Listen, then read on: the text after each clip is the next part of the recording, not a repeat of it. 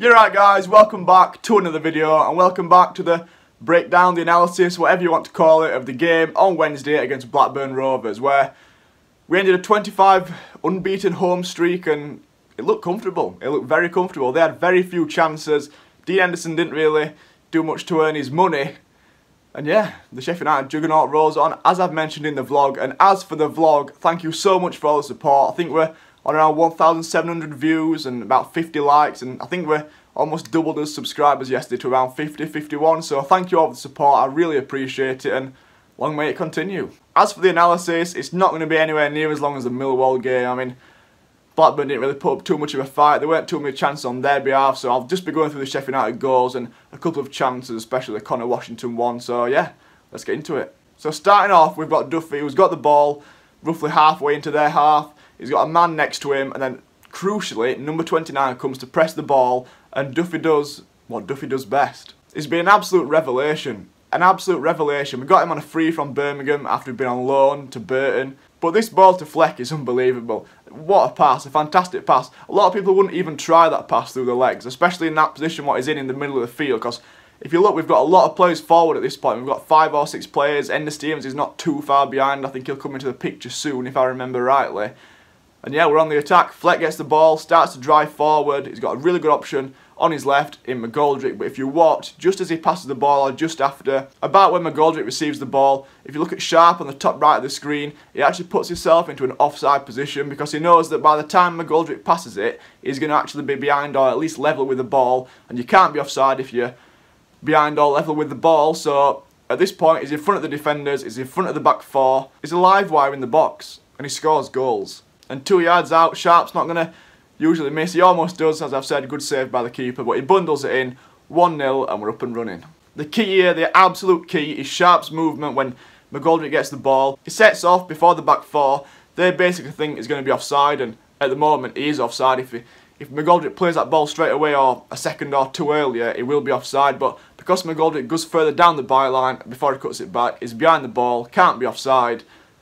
It's just experience. He's a fantastic goal scorer.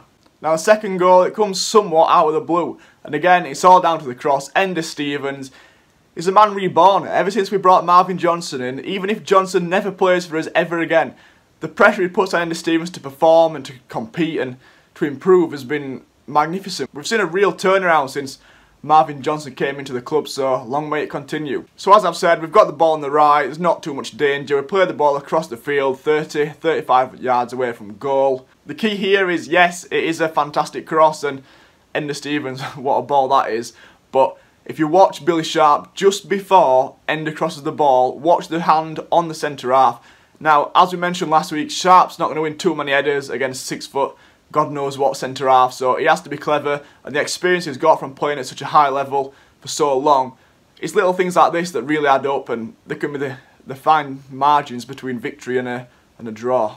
The hand in the back just gets him just enough space so that when Ender delivers that pinpoint cross, the defender's nowhere to be seen. He's got a free header, and as we've said, Sharp scores goals and he's not going to miss from there. But I can't go on too much longer without mentioning the cross. The Blackburn player comes out to press, and yes, he could do more. It's a bit of a lazy leg, really. He don't really try too hard to stop the cross, but Ender moves it really quickly onto his left, and the ball that comes in is unbelievable. What a ball that is.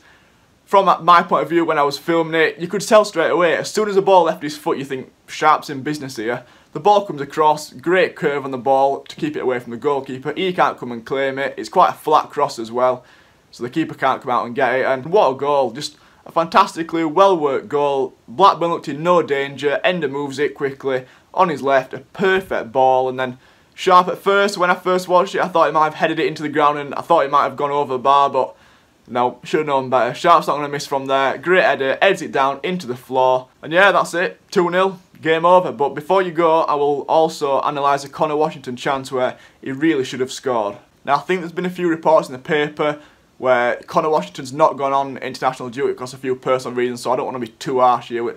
Obviously, nobody knows what he's going through or what the situation is, and I don't want to speculate, but just from a football point of view, he looks a bit devoid of confidence. I mean, he's been released from QPR, and when he was released, they were bottom of the league, so he's obviously not had a great time of it at QPR, but the talent's there. You can see it, he's an hard worker, he's quick, he offers us something different. But as a goal scorer, I don't think we need to be relying on him too much to get 10 or 15 goals this season. He's the type of player we're going to bring on as a change, or to harry the back four on, and to press, basically to give the centre halves to the other side less time on the ball. If we're dropped back and it's late in the game, he'll push on, and he gives us a great option, a great outlet if we're struggling at the back and Basham plays one down the line. Then he'll always run after it, he'll run into the channels and no ball's ever dead. But as for a goal scorer, I don't think the finishing's there. He almost has too much time here. The ball gets played through and everyone thinks, yeah, it's a goal.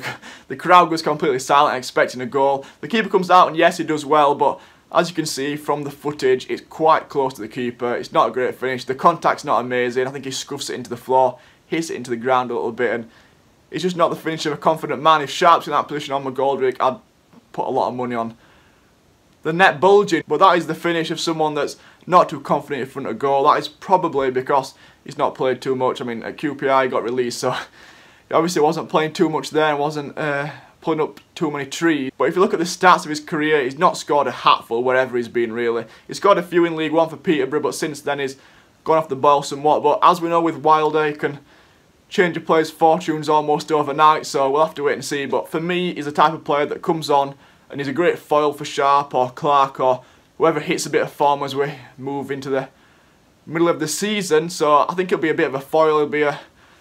trying to think of an example. I think he'll end up being a bit of a Neil Shipley type figure for those who can remember in the promotion season. He didn't score too many goals, but it was a great foil for his strike partner. And I think that will end up being Washington's role as the season continues. Right, that wraps up the analysis for this week. There wasn't too much to talk about. A comfortable victory at Ewood Park, a great victory.